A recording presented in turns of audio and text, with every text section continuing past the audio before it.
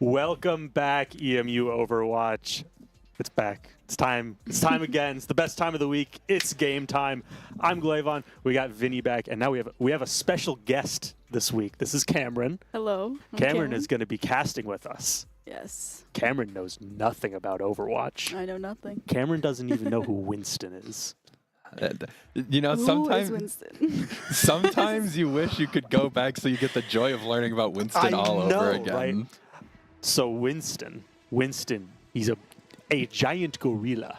He's a scientist. Just like in those old video games. Everybody loves Winston.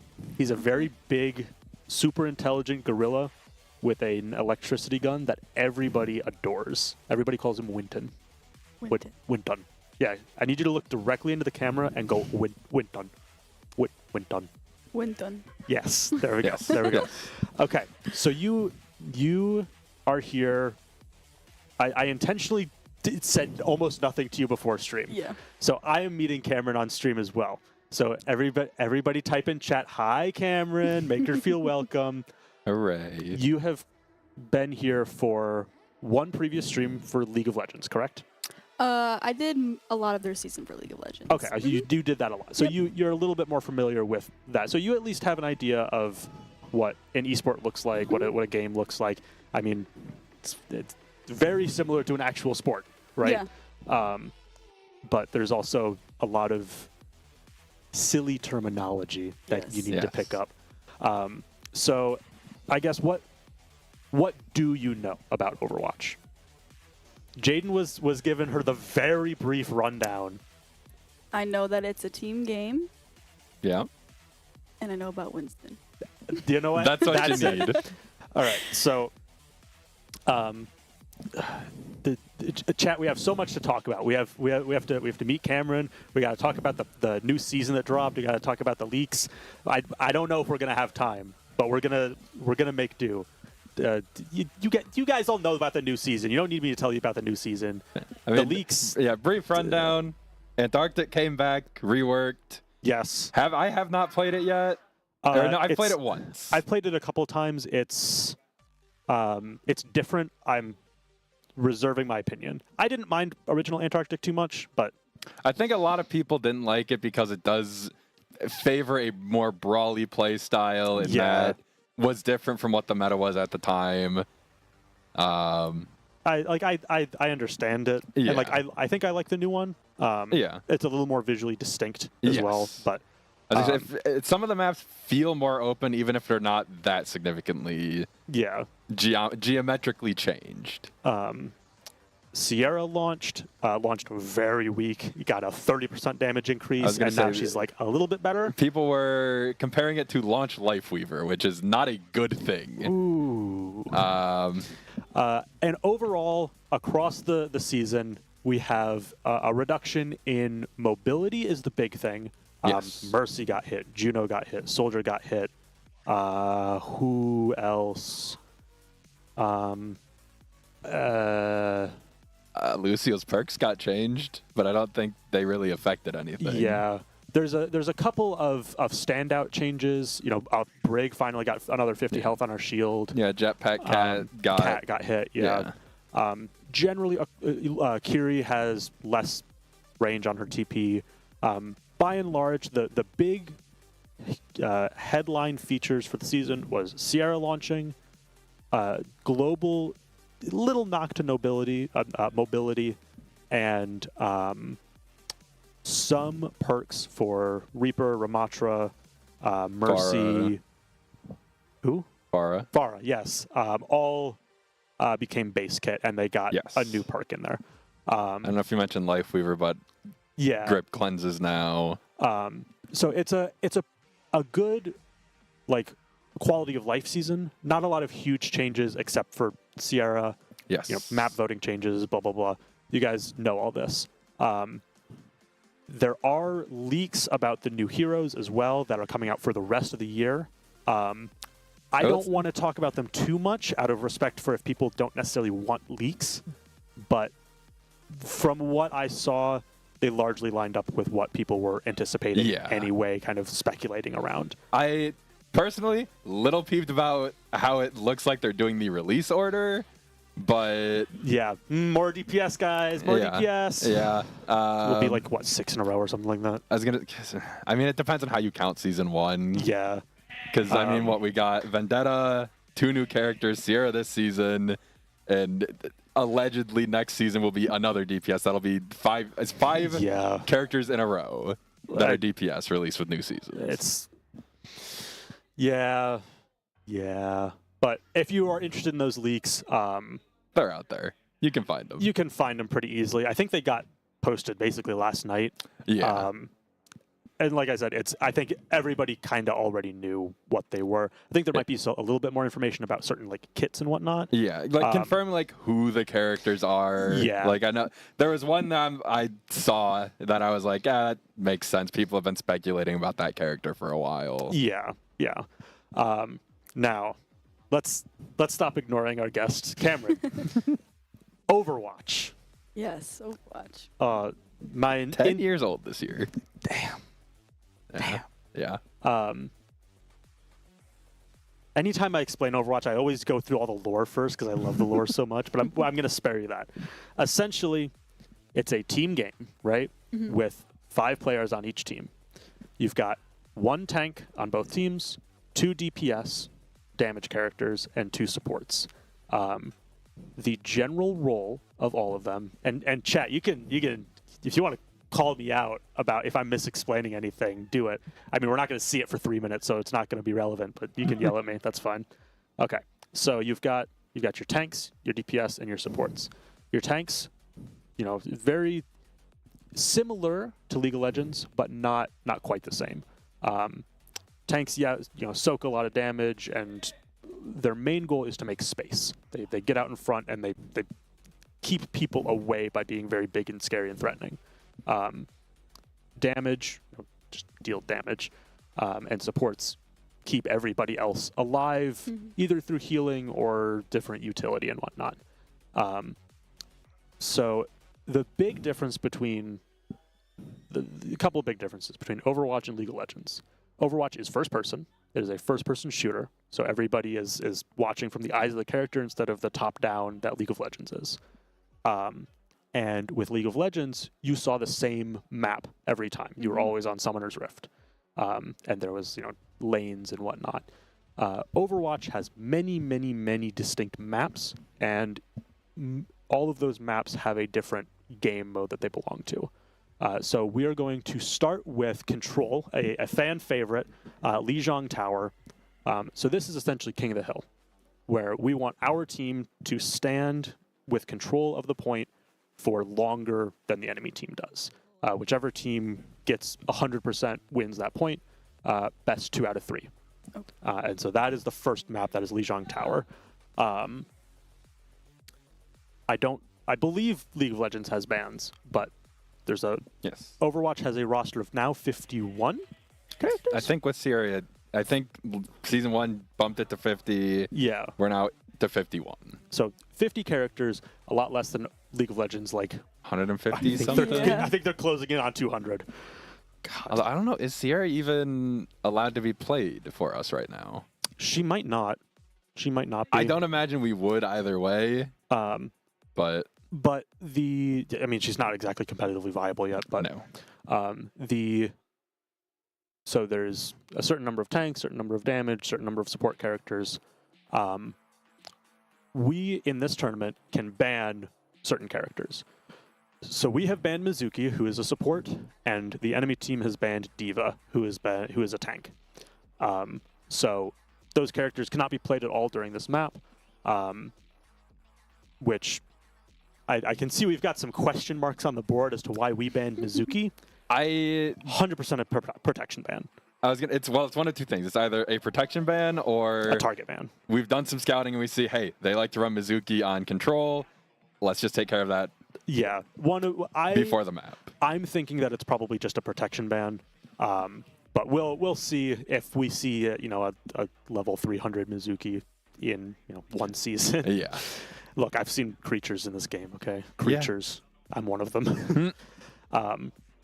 So there's okay. Well, we're going into the game. We're going in. We'll try to explain vaguely what we're doing. If you have any questions, please say something. Get on stream. Talk over him. Yes. Okay. Cut me off. Okay. Because I love He's Indigo. bullyable. EMU in their Thrag era. That's my goat right there.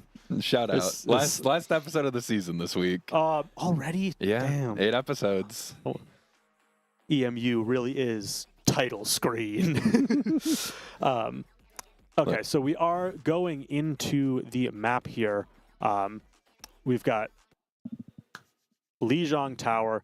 So we are on the left side, and the enemy team, we are against SBU, which stood for Stony Brook. Stony Brook University, Stony Brook right? University. On the right side. Right now, we are the blue team. Stony Brook is the red team. So we want the percentage on the blue side to hit 100 before the percentage on the red side hits 100. How quickly do you think you can get a crash course about each character we're playing? Okay, Symmetra, she has a laser and teleports around. It's going left to right. Puts a teleporter that many people can take.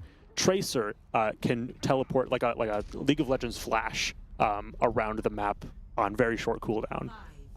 Zarya can put a barrier around teammates. Juno is a healer and just keeps a team up and has a ring that will go out and speed everybody around. Kiriko, I can have a lot of words about.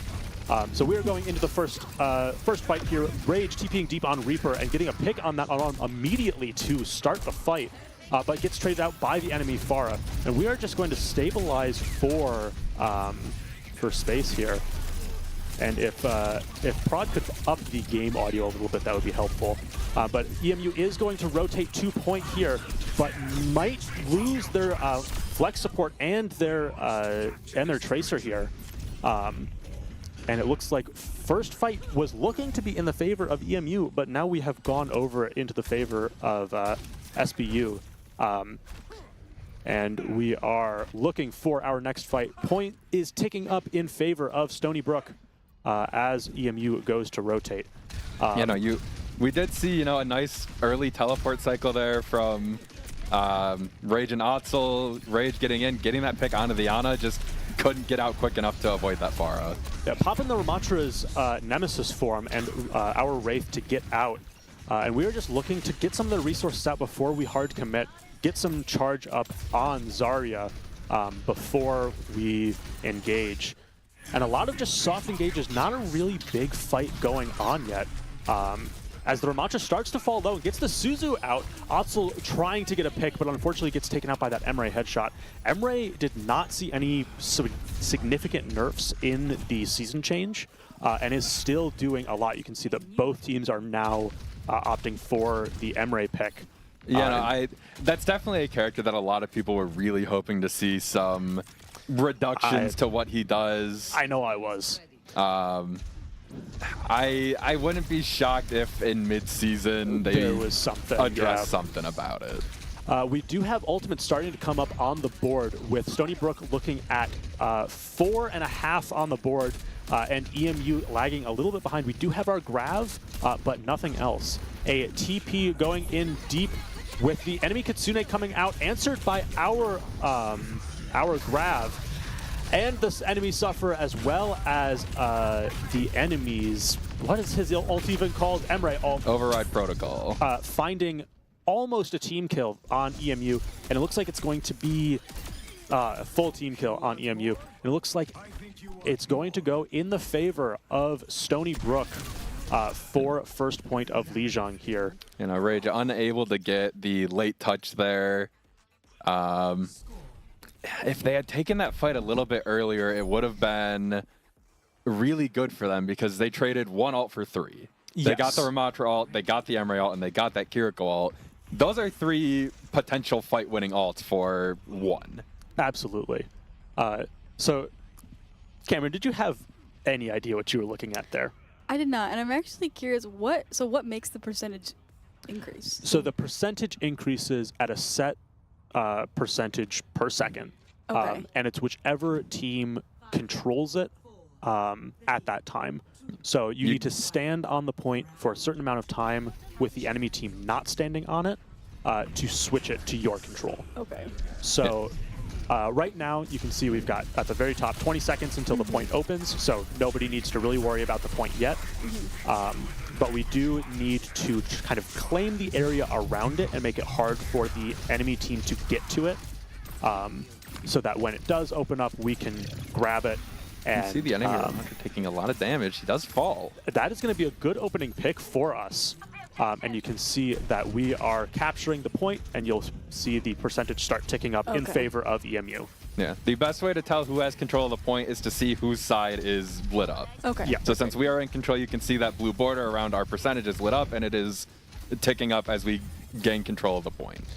And we did see a little bit of a comp switch from EMU, a big switch from Zarya onto the Ramatra from Otzel, which will make it a little bit harder for Rage to do what he would typically do on Reaper. A pick going out onto Rose, Blue, Nyx, and Rage. Otzel getting a little bit staggered here.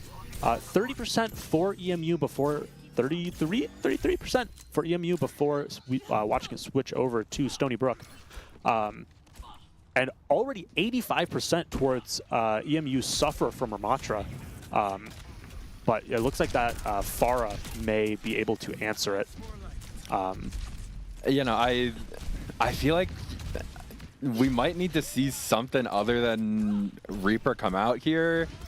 I mean, you can still try and TP in behind that Ramatra, you know, shoot him in the back, see if, you know, you can force that Nemesis form out of him. Yeah, it's an engage going in here. The Kitsune Rush comes out of Nyx as well as the enemy Pharah's Barrage. Blue and Rage taking the Pharah and Emre. Otzel picking that Kiriko, and Rose finishing off that Ramatra, and that is going to be a flip over to EMU's side. You know, and that was very good for Eastern. We only used the one ult there. Yes, Nyx did go down early in that fight, but they were able to get that Kitsune off, which allowed Otzel and Blue and Rage to get those picks to secure that point flip. Exactly, and I'm kind of surprised that they didn't use more ultimate. Oh, Otzel, I saw what you tried to do there. Oh, it's very fun when it works, but it doesn't. And it looks like the enemy Kitsune and Suffer is going to come out, but is answered by our Orbital and our Suffer, as well as everything's coming out of everybody. I can't say it all. Everybody just pressed Q at the same time except for Rage. And as the dust settles, I think EMU is winning this fight. You know, Ramatra's my favorite Pharah counter. You know what? He is. I love it. It's very fun because after the changes to Pharah a very long time ago where she can't infinite fly anymore, yes, she has to fly down eventually, and then you really do just kind of chunk her down with Suffer. Yeah. Like, it's fun. Like, unless you have a Pharah that's playing in Narnia, just kind of hoping that spam works out in their favor. And Nyx getting picked early here, but I am sensing a Reaper guy ult coming out here. Where is it? Rage wants it. 97% for EMU, but SBU is contesting, putting us into overtime. Rage, Otzel, and Rose all going down. We are 99%. We just need to win one fight here.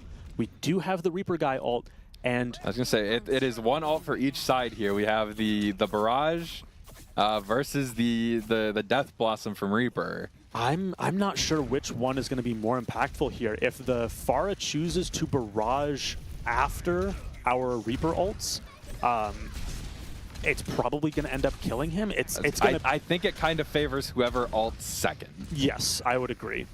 And we are looking to walk onto point here. 70%. The barrage is being looked for. Coming in from behind, and it's going to find 3, and that is going to be a team fight for SBU. We are going to be able to make a touch here, but we're going to have to be quick about it. Yeah, I wouldn't be shocked if we see a swap to stall here. You can see Blue jumping over onto that Tracer, just looking to be mobile enough to get there. See Otzel jumping over onto the Winston character. Blue able to get behind, is touching point, but it was kind of early. Get picked early for it, and now we are going into a 4v5, which is very difficult for us to win. The bubble comes out early to try to touch, and we just need to do anything we can to stay alive. Nyx going down is going to make this very difficult for us. Otzel goes in deep, but gets slept the Suffer comes out, and unfortunately, we are just going to get a tick onto point before going down to that Kitsune again. And that is going to be first map for Stony Brook. Are you enjoying the laser light show that is Overwatch, Cameron? Yes, there's a lot going on, but there's sometimes even when you've played this game for well over 2,000 hours. You know, well over 2,000. Well, like, double it, buddy. 2,000's for like me, buddy. Yeah. You have like 2,000 on Steam. No, I have like 4,000 on Steam. That's even worse. Look, Overwatch only counts active in-game time, so it counts significantly less than Steam does. My Steam hours, I think, have either almost or are very close to surpassing my in-game hours. Yeah. No, that was one of the quick ways that Overwatch was described versus League of Legends is League is very like almost slow burn up until you have a team fight, and then it's just a lot of action all at once. Whereas Overwatch, it's kind of a lot more sustained over time. Like there's always something going on. You're always kind of bubbling on the edge of a team fight at any point throughout a map. Yeah, whereas League of Legends, you saw a very consistent slow early game, and then the map kind of opens up and people are everywhere and there's team fights. Overwatch doesn't typically have the kind of phases to it. It's usually pretty consistent across the entire game. The big things to watch are, if Prod can pull up a bit of the VOD, maybe, so that we can see our ult charges. I want to point those out. Those are the things to watch. So League of Legends, you have a timer that you just get your ultimate after a certain amount of time. With Overwatch, you build it by being active, by dealing damage, by healing. That's kind of. I think those are like the only two. And so the more you are doing, the faster you will build it. And so what you want to do is you want to watch. So yeah, you can kind of see. I believe this is last week's match. Yes. When there's that glowing check mark next to each of the characters' faces, they have their ultimate, and it is a large game-changing ability that they can use. So some more than others. Once. Let's see. So let's look at Reaper, for example. So what his thing is he normally just has shotguns that he walks around, can deal a lot of damage up close to you. But when he presses his ultimate, he no longer needs to aim at you. He turns into a... Do you remember Beyblades from the early 2000s? Yeah. Yeah. He basically turns into a Beyblade where everybody around him... There it is. Yes. Okay. He spins around, shooting shotguns in every direction, and deals a ton of damage to everybody around him. And he is capable of killing an entire team basically with one button press, if it's executed appropriately. What ends up happening in Overwatch is that there's typically a kind of back and forth of... trading ultimates. Yeah, we all have these big ultimates. So something that you might see is Reaper has hit Death Blossom, is what his ultimate is called. The enemy team might have Lucio, who's a support. And what he can do is he can give everybody on his team a ton of shields that go away very quickly. So what you'll typically see is a big ultimate that has the potential to wipe out a whole team, like Reaper or a lot of the other characters, will set up to use it, press it, and then as a reaction to that, to prevent it from happening, Lucio will give everybody shields and kind of absorb it. Okay. So this is kind of back and forth. So this creates what is essentially an economy between the two teams, where if one team uses all of their ultimates and doesn't have any cards in their hand, essentially, to respond to things that the enemy team is doing. Have you ever played euchre? Mm-hmm. Yeah. Okay, I love this analogy, right? That love Michigan. ultimates are essentially cards in a euchre hand that some of them will trump others and be stronger than others if you have nothing but like low cards, right? If you have no ultimates on the board and the enemy team has all of the ultimates, they're not going to, play all of their cards at once and win the whole thing, right? They're going to just play their lowest card because they know that they can win with that regardless. Okay. So we're going on to Esperanza here. This is push. This is essentially a reverse tug of war. Instead of trying to pull it into our space more, this is trying to push the bot deeper into their territory. So you can see who's winning based on who has the higher number of meters at the top there. Okay. We're still here on the left. We are on the Reaper, the Tracer, the Diva, the Juno, and the Brig. Juno Brig, a very fun backline. And they are on the Queen, Genji, Ana, Lucio, Emre. That is an interesting team comp. It is something. We didn't mention it during the break, but they banned Kiriko, we banned Pharah, which is why we are on that Juno Brig. Okay, yep, that makes sense. Yeah, Pharah, I don't know if we called it out, but did get a perk change, and now has damage on concussion. Yes. Which means that she is able to deal a significantly higher amount of burst damage and do potential one-shots. It's a nice pick from NACE there, getting the Genji down early. So we are 4v5 now, so we just need to chill. Blue is getting chased with no recall. Might end up going down here, but is able to stabilize. Rage taking out the enemy Queen, and we're just going to walk forward happy as a clam here. Another pick on that Ana. We're chilling. We are chilling. So you can see here, Cameron, and we've got everyone on our team hovering around 50% ultimate, while a good chunk of the enemy team is 23%, 16%. We are doing better building our ultimates because we're being more active, we're staying alive, we're dealing more damage, Right. which means that we're going to be able to use our ultimates first, and over the course of the game, probably use them more.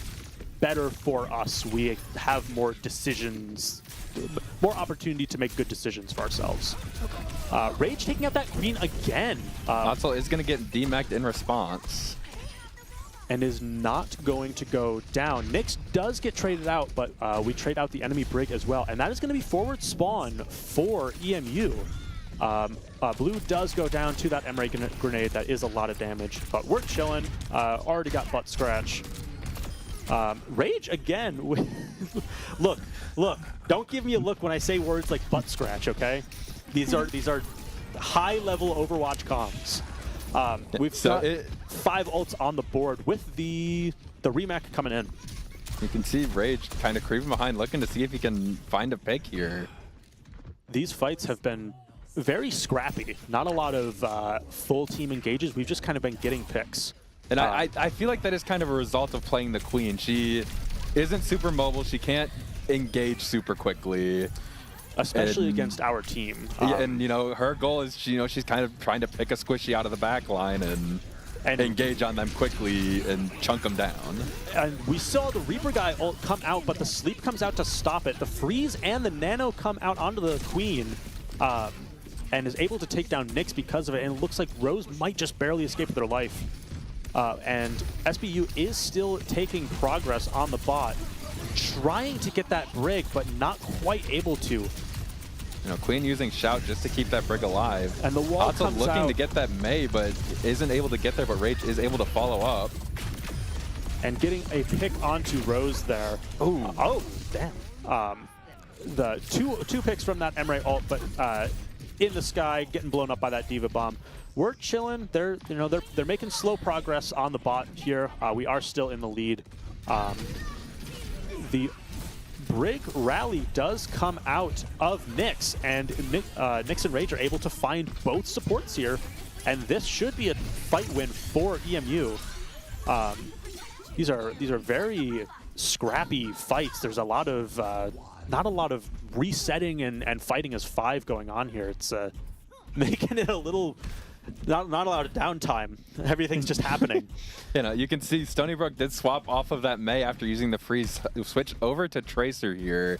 Maybe looking to just have a quicker engage with, you know, Queen runs onto a target, Tracer is able to blink in, follow up.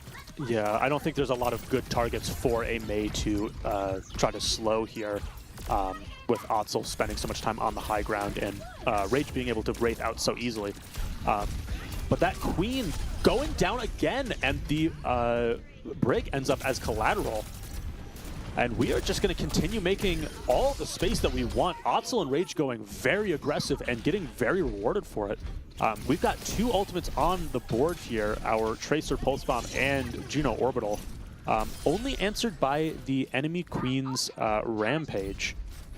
You know, I mean, we are very aware, especially after last week. Otzel, very comfortable on the Diva, but this is just, it's looking very clean. Maybe it's just a symptom of the new season, but I have heard that Diva is pretty strong in the meta at this moment. Yeah, Diva is still, I think, pretty strong. I don't remember what changes she got in the season, but the enemy Ana trading Rose out, but we do take down that Queen again, as well as the Ana, but Blue does end up going down. And we are rounding the final corner here to put it into SBU's spawn. NACE going in very, very deep on the Mega there.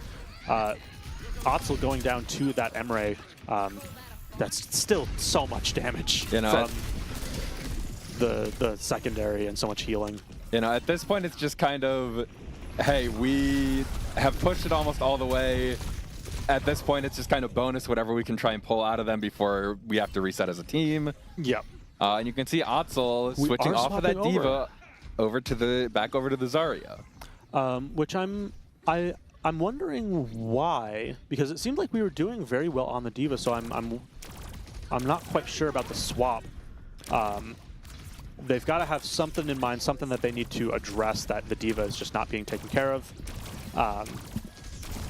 But SBU is pushing in here. We do have 4 ults on the board for SBU, but Nyx goes down early as the enemy Emery pops their ultimate and is able to find Blue. Only our Tracer going down and the Emery ult expiring. You know, Rage getting taken very low there. Cass is going to be able to follow up. And that is going to be Rage and Rose also going down. And it looks like this is going to be forward spawn for SBU, but we should have a respawn here. 3 ultimates on EMU's side, 4 ultimates on Stony Brook's. We are going to continue holding that orbital until that Queen decides to ult.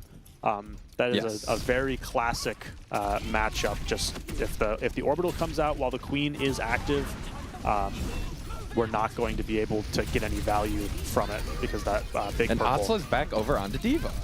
I'm a little confused as to the swaps back and forth. I guess we've probably just got uncomfortable having to stand so close to that Queen.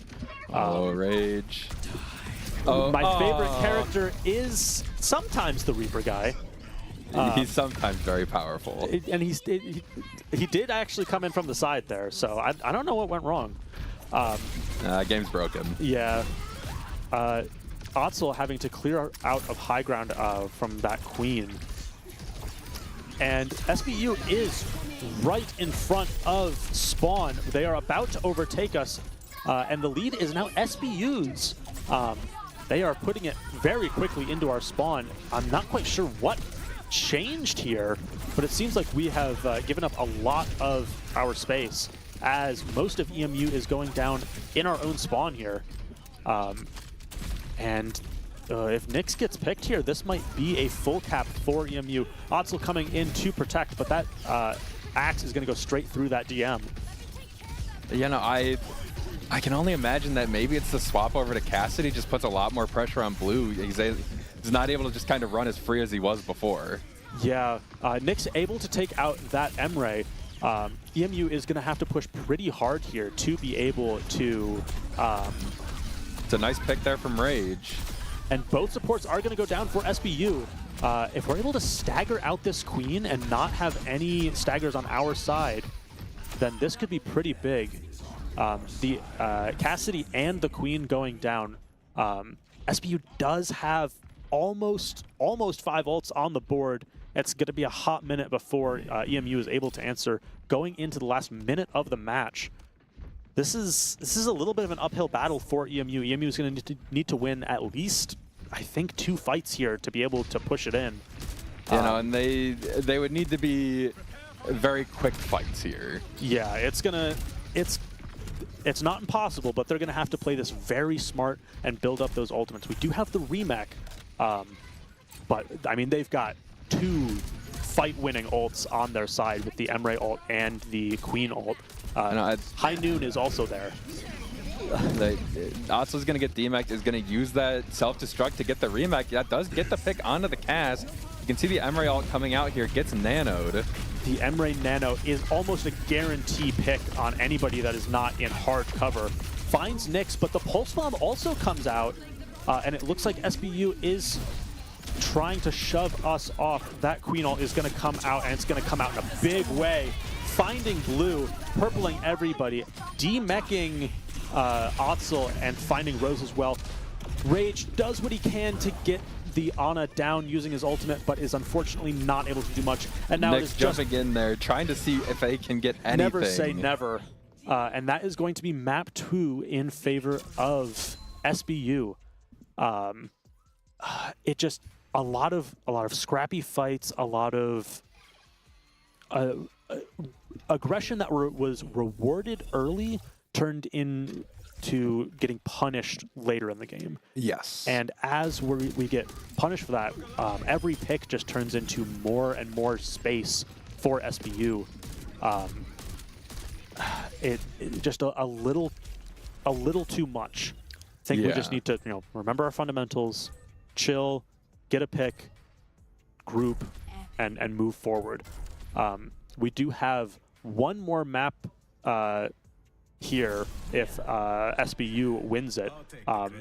This is the only way that you can reverse sweep the enemy team is if you lose 2 maps. Exactly. You're just setting up the reverse sweep, surely. Now, what are your thoughts so far, Cameron? We're saying a lot of words that probably have very little meaning. I guess it's just I'm watching. So when you say like there's like the team fights. Yes. Are there also like the individual fights that we're watching too, or? A little bit. So the general anatomy of an Overwatch fight is that both teams spawn at the beginning, and they will come and meet in kind of a neutral space. Mm-hmm. And you probably saw a little bit of it with League of Legends as well, where both teams are there and they're fighting, but they're not really going all in, right? There's a pretty distinct space between them, kind of a no man's land, that people are poking each other with abilities across. Mm-hmm.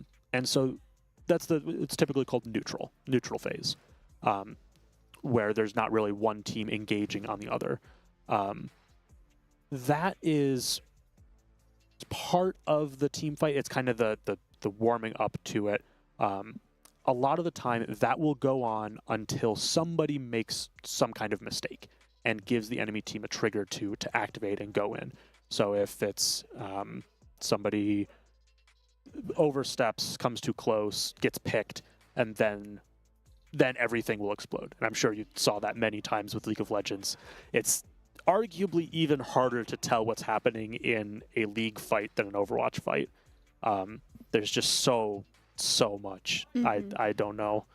I think it's pretty even. And I think it's with any competitive, because I mean, you'll see screenshots online of like an engage in Valorant, and you'll see like 8 smokes on a point and 3 walls and just a bunch of util everywhere, and it's just like, if you are not familiar with the game, you're generally not going to understand or be able to follow the action. And a lot of it is not, especially for the players, is not something that you are actively thinking about everything in the moment. A big part of the game is after the fight happened, everybody talks to each other and says, what did you see in that fight? And then you can make a plan around, okay, everybody saw this happen, so we need to plan around them not having that.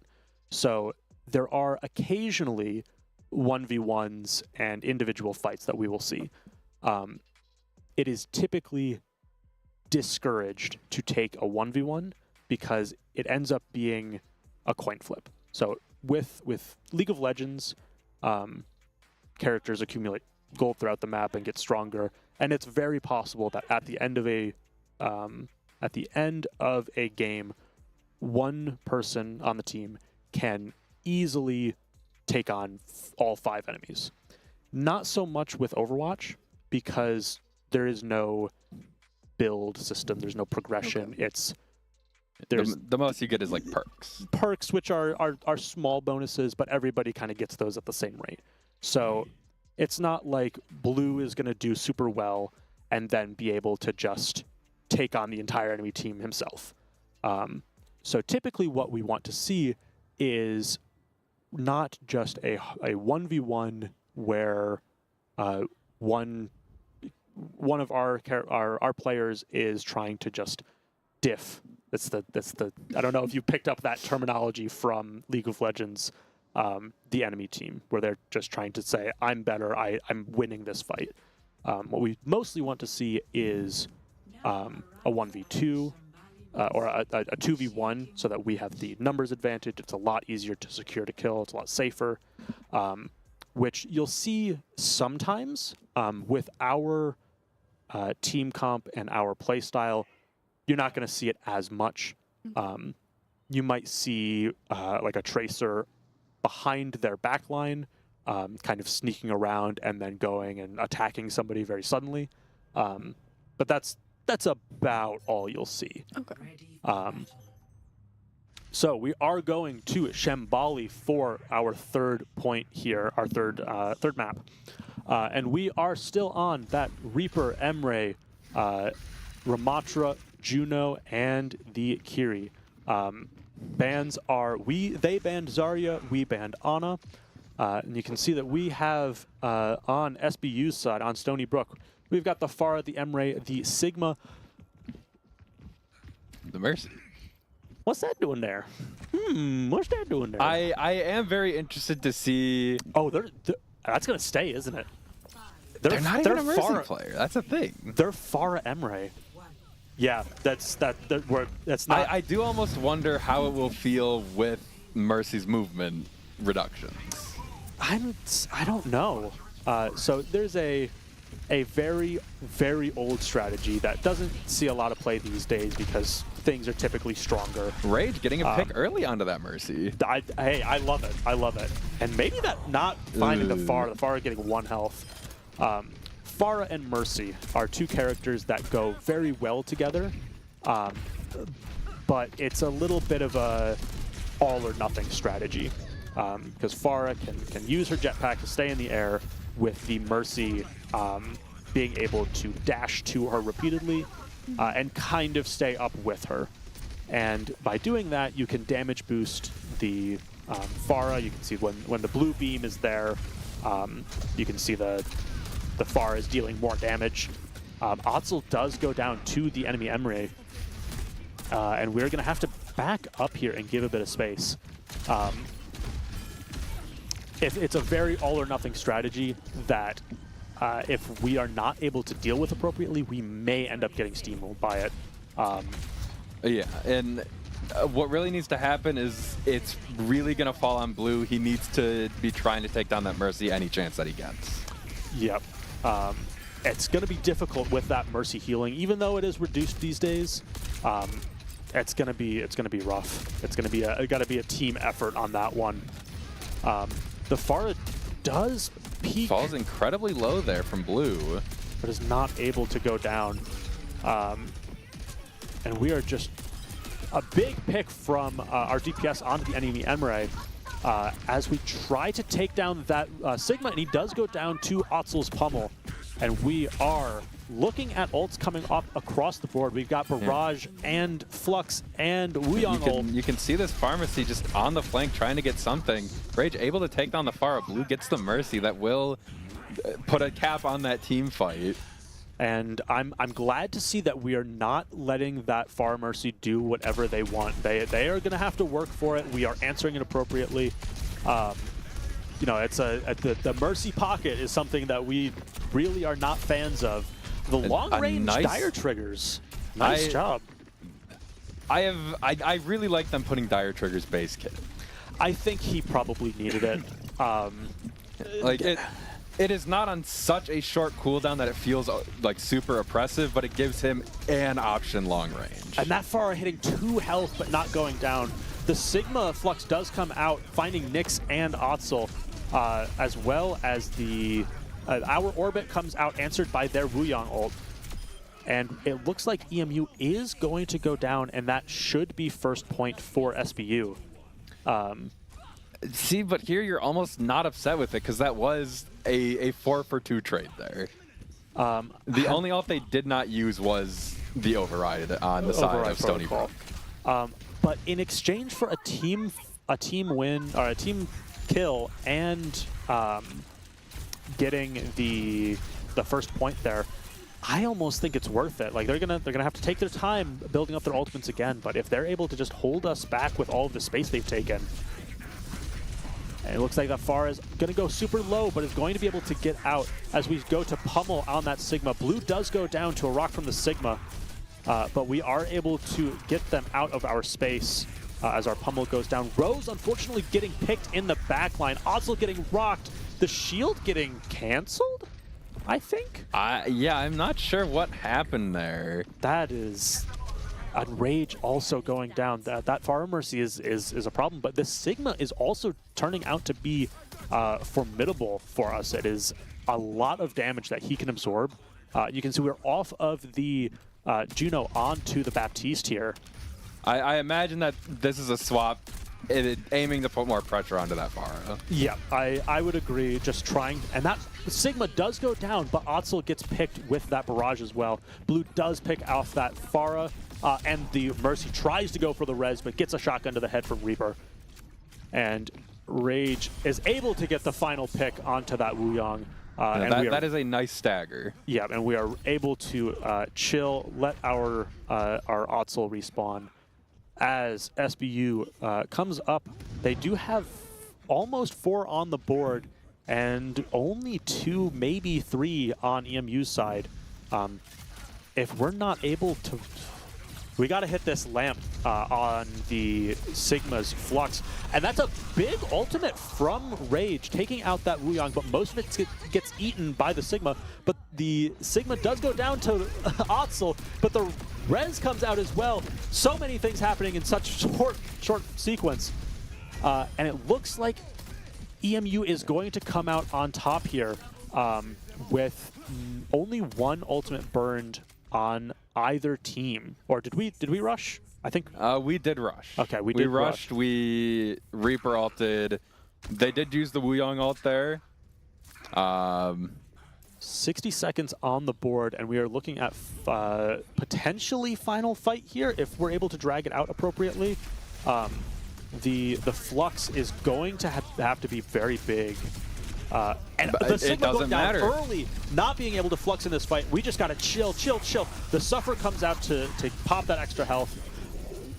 The Override Protocol as well, but is able to take out Otzel. And we're unfortunately turning these picks into trades.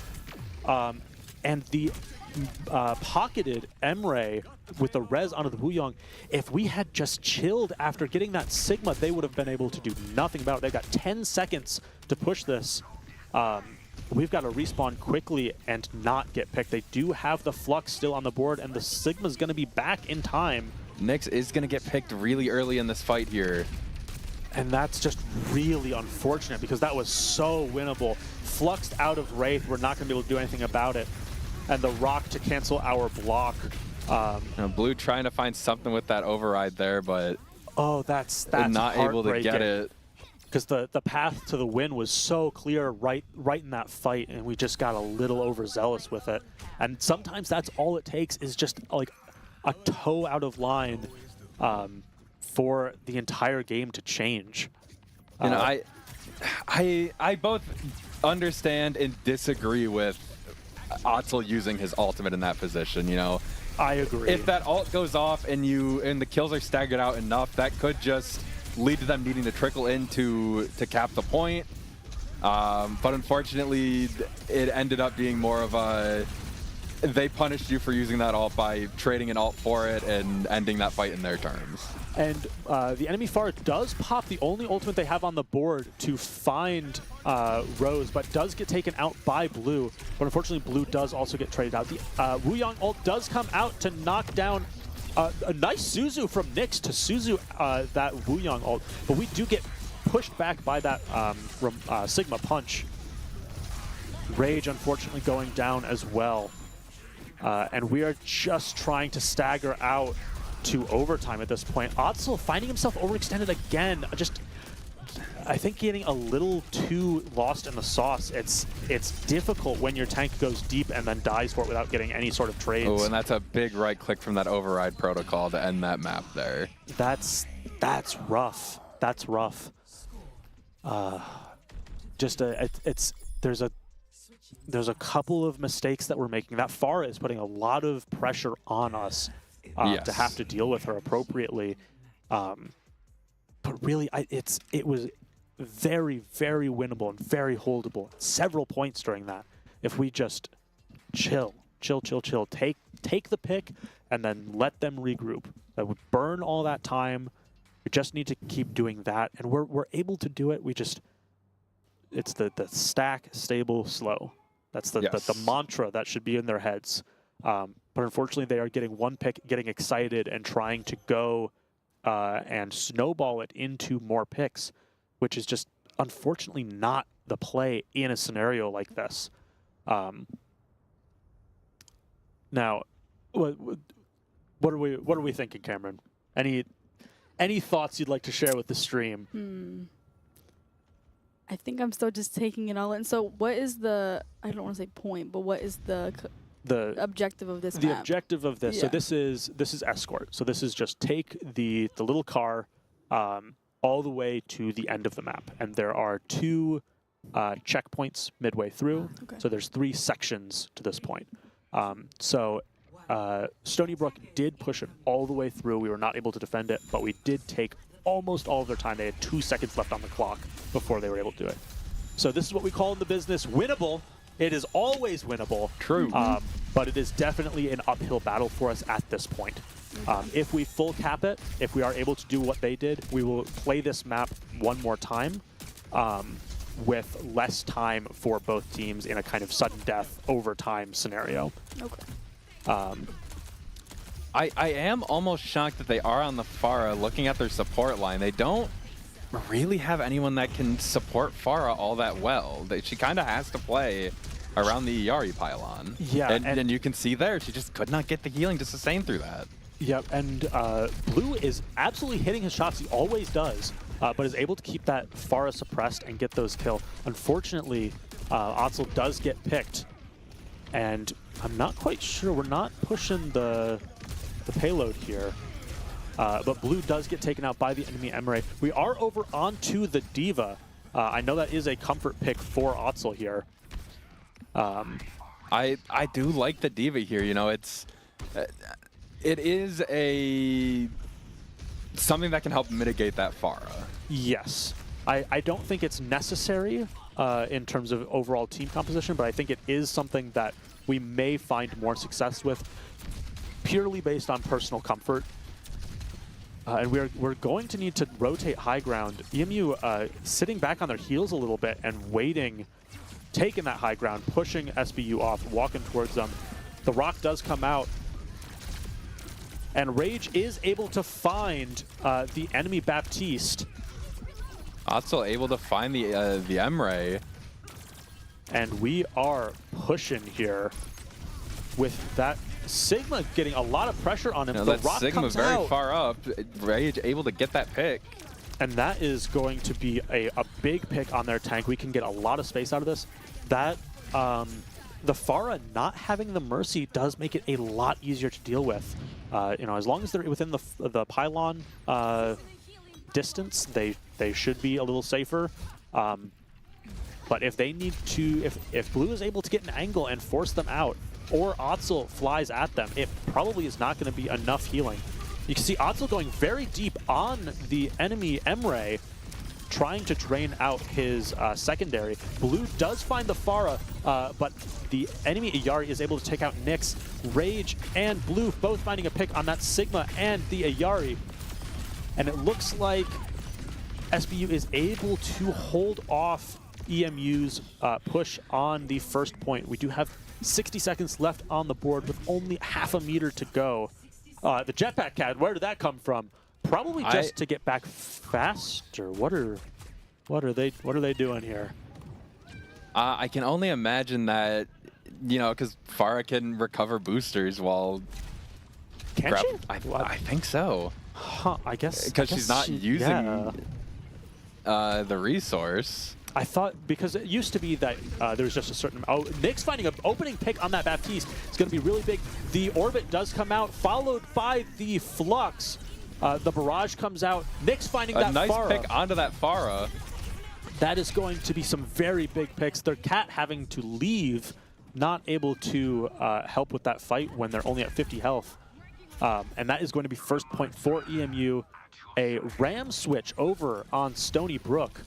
And that's a good, like, for Eastern, yes, you do use both your support ults there, but to guarantee cap of that point, I think it's worth it at the end, especially since you had both of Stony Brook's support swap. I did not even notice that. Oh yeah, because the Ayari player swapped. Yes. I'm not quite sure what the Mizuki pick is. I was going to say, doing. we are seeing Mizuki, so I imagine that was the point of the ban on the first map. Maybe. I don't think there's really... We're not a super dive-heavy team comp here, so it doesn't make a lot of sense for Mizuki to be here. You know, you can see Otzel swapping back over to the Ramatra.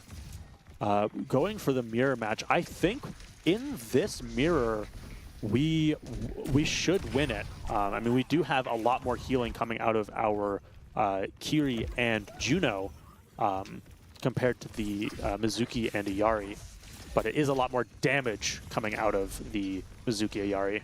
Yes. Rage going for the TP flank. The turrets from Symmetra might cause a little bit of a problem. Once that form goes down, I'm expecting a TP and then a... Oh, no, let's not forget the point there. Guys? Yes. But we are holding SBU back on this corner, able to make a lot of space. You know, and I think Otzel is keeping in mind that they have a Symmetra now, knowing that his shield will empower that Symmetra. Definitely something to think about, and we're looking for that Reaper ult. Unfortunately, the Ramatra's, our Ramatra getting traded out, Otzel going down, Rage also going down. Blue just barely able to escape with NACE.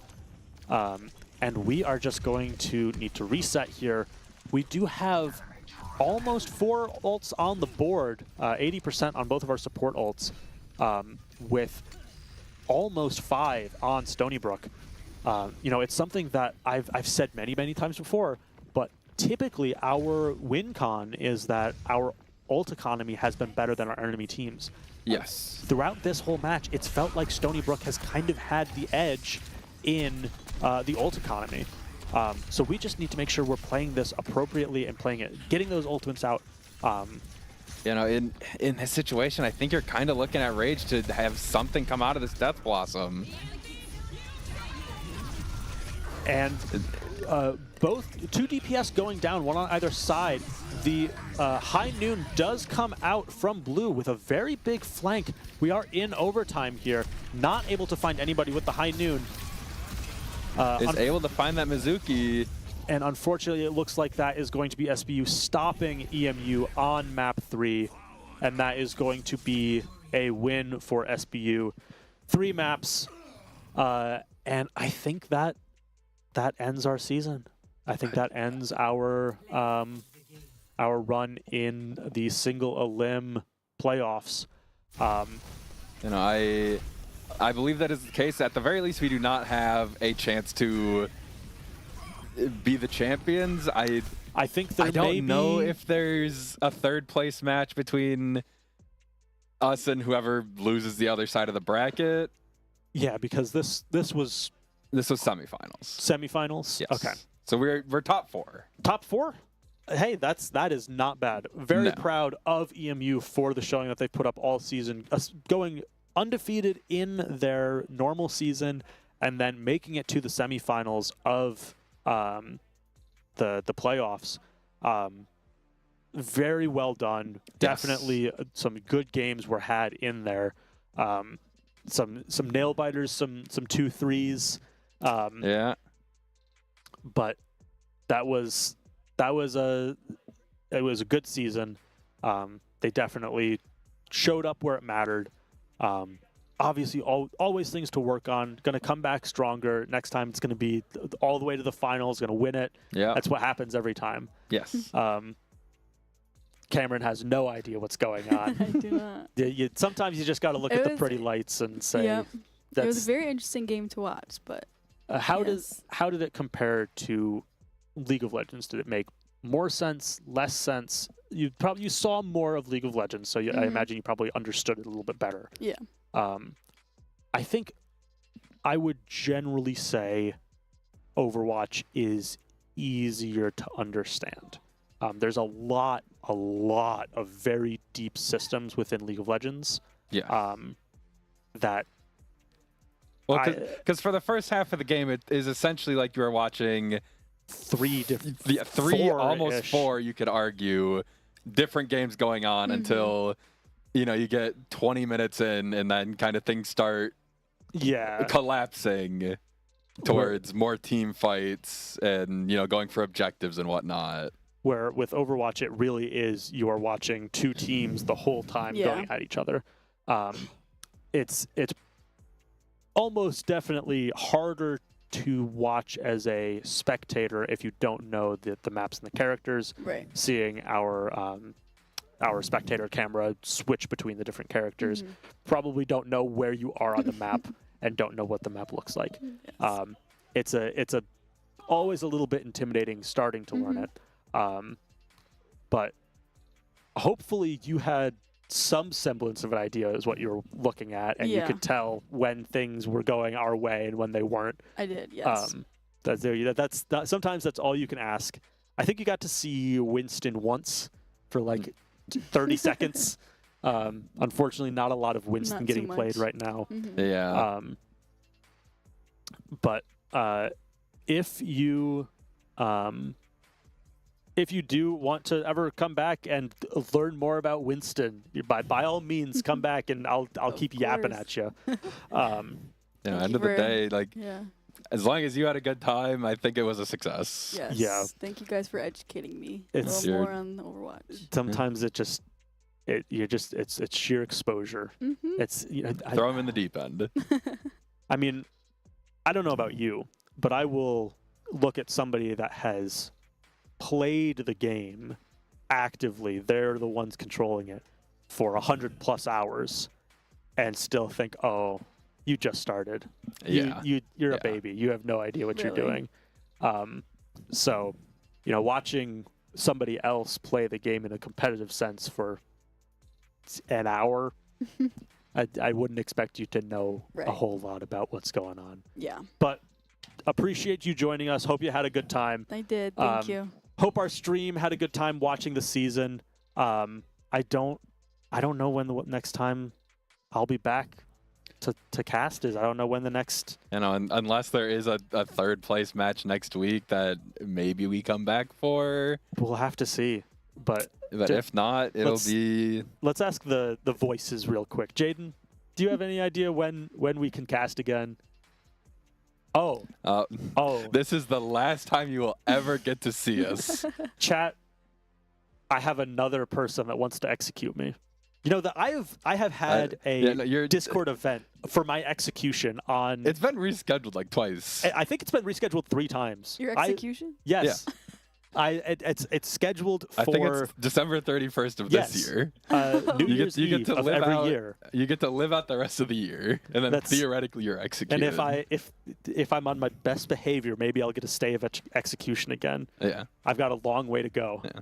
Eggs will decide if you get to live. That's the way you know you have true friends, is that they desperately want to kill you in a gang. And then... at the very end of it, they're like, what if we did it next year? It'd be funnier that year. Yeah. So now Jaden gets to execute me too. Yeah. Oh,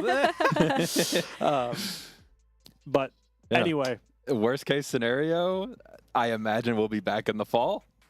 if you guys really are missing Overwatch, If you're missing Overwatch, World Cup is going on.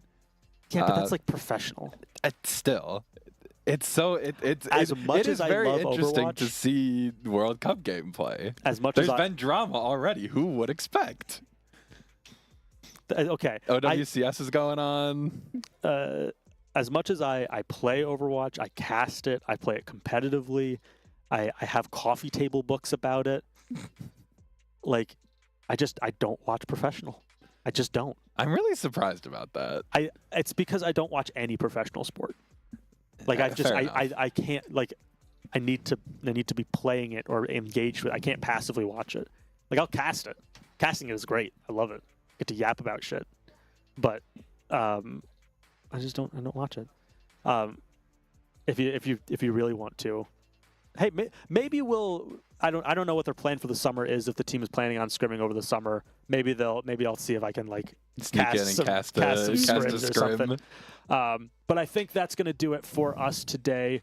Thank you again, Cameron, for joining us and meeting Winston. Yes. Thanks, stream, for tuning in and watching EMU get all the way to semifinals.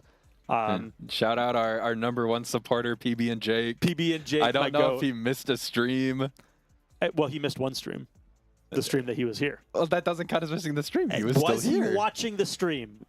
Does this count? No. Why not? Because that's not the stream. I see chat. I see a stream. That's not the stream. That's a reflection of you and me forever, trapped in eternity.